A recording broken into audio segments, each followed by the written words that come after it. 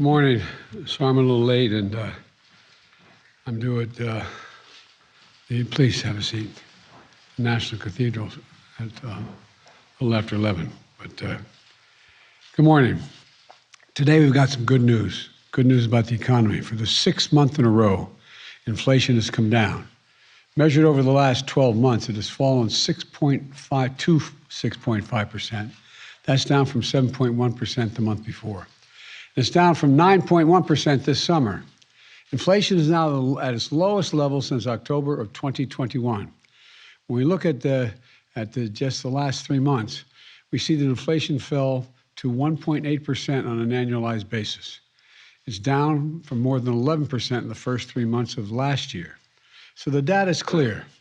Even though inflation is high in major economies around the world, it's coming down in America month after month, giving families some real breathing room.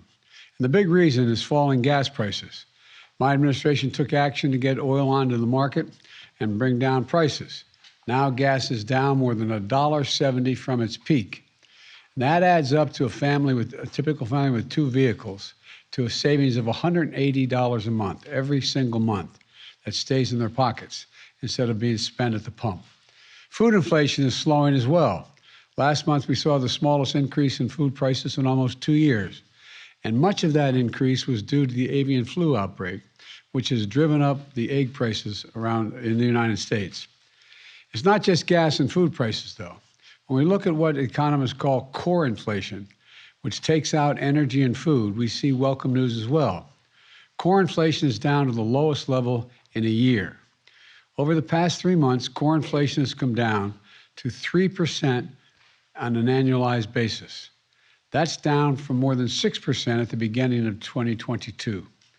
The cost of goods is actually falling as prices from everything from computers to used cars are coming down as well. And inflation in the core services is moderating as well. And as inflation is coming down, take-home pay for workers is going up.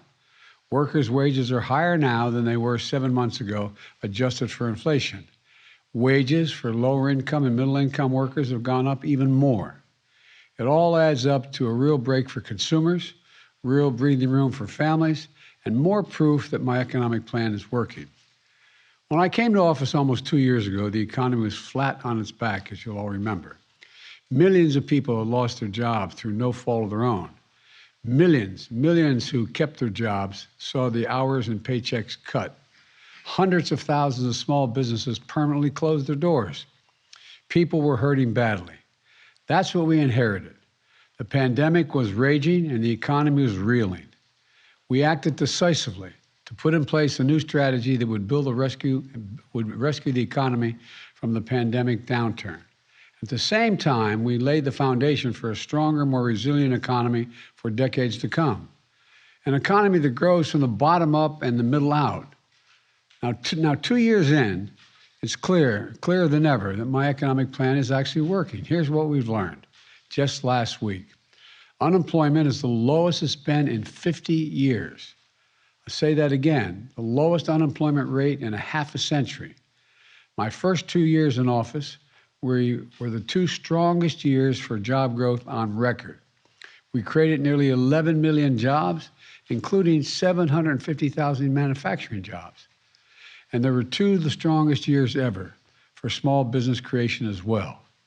And today, unemployment rate is near record lows for Black and Hispanic workers, near record lows. And it's the lowest ever on record for people with disabilities. We're seeing American families breathing a little easier. More Americans have health insurance than they did ever in our history.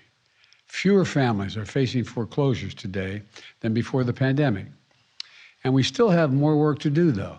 But we're clearly moving in the right direction. And there's more breathing room in store for American workers and families.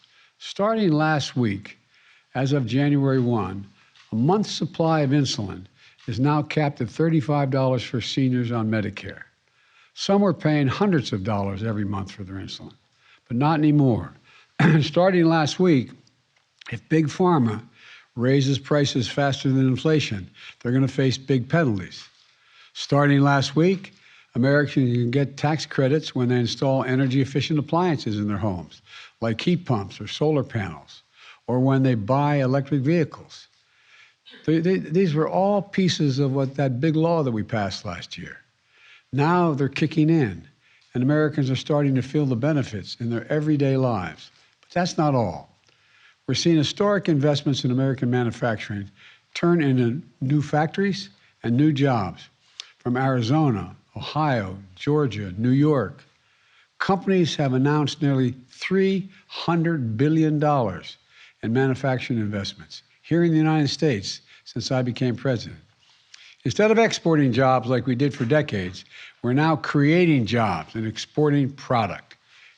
Creating jobs and exporting product. That's the idea. Now the House has elected a new speaker. I can call and congratulate him. I'm ready to work with him, or any Republican in Congress, to make progress for the American people. But like many Americans, I was disappointed that the very first bill the Republicans in the House of Representatives passed would help wealthy people and big corporations cheat on their taxes at the expense of ordinary middle-class taxpayers. And it would add $114 billion to the deficit. Their very first bill. House Republicans campaigned on inflation. They didn't say if elected their plan was to make inflation worse.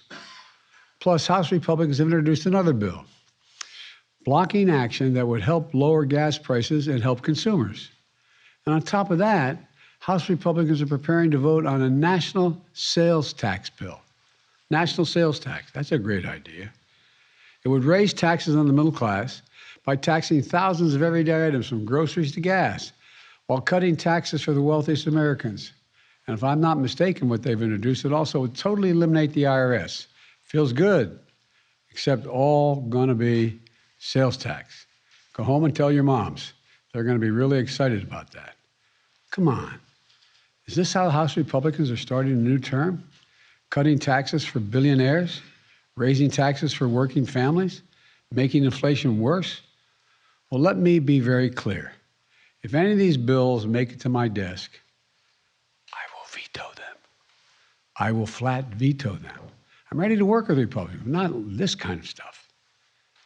If they try to cut Social Security or Medicare, which Americans have been paying into every paycheck since they've ever got their first paycheck, I'll use my veto pen to stop that as well. But if Republicans want to work together on real solutions, so lower inflation, create more jobs, build an economy that works for everyone, I'm ready. Let me close with this. Today's inflation numbers are good news about our economy. We have more work to do, but we're on the right track. We're seeing bright spots across the country where great things are happening. Roads and bridges are being built. Factories are coming online. People back to work again. Families breathing a little bit easier. That's why I can honestly say, you've heard me say this before, and I mean it from the bottom of my heart, I've never been more optimistic about America's future than I am today. We just have to remember who in God's name we are. You've heard me say it many times. This is the United States of America. There's nothing beyond our capacity if we work together. So God bless you all, and may God protect our troops. Mr. President, thank you, Mr. President. Mr. President, okay. Classified material next to your Corvette, what were you thinking? Let me, I'm going to get a chance to speak on all this, God willing, soon. But as I said earlier this week, people, and by the way, my Corvette's in a locked garage, okay? So it's not like you're sitting out in the street. So but at any rate, was in a locked garage. Yes, as well as my Corvette. But as I said earlier this week, people know I take classified documents and classified materials seriously. I also said we're cooperating fully and completely with the Justice Department's review. As part of that process, my lawyers reviewed other places where documents from my time as vice president were stored, and they finished the review last night. They discovered a small number of documents of classified markings in storage areas and file cabinets in my home and my personal library. This was done in the case of the Biden Penn. This was done in the case of the Biden Penn Center. The Department of Justice was immediately, as was done, the Department of Justice was immediately notified, and the lawyers arranged for the Department of Justice to take possession of the document.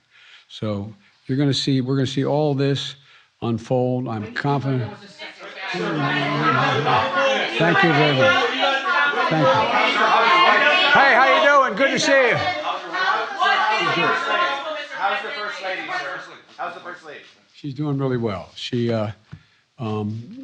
was under a long time for 5 hours because what they were doing is they would do the Mohs, meaning remove what they thought might be cancerous, and they'd have to then go back and test it and see what it was. But she's doing really well. She's up. We had breakfast this morning. She's recovering, and she's gonna be sore for a while because of the work they did on her eyes, and that's where one of these were. But she is a 0 to 1% chance of ever return of any cancer, and so thank God she's doing really well. Thank you for asking.